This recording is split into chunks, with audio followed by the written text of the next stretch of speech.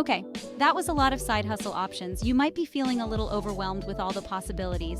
But there are 3 things that can help you figure out what side hustle job is best for you. How much time do you want to put into this?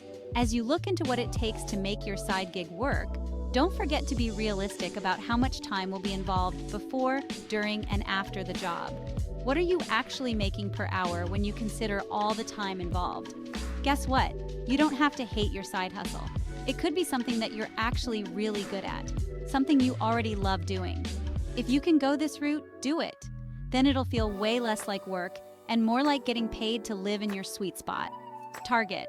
I'm not talking about the store, though working there part-time could be a good side hustle.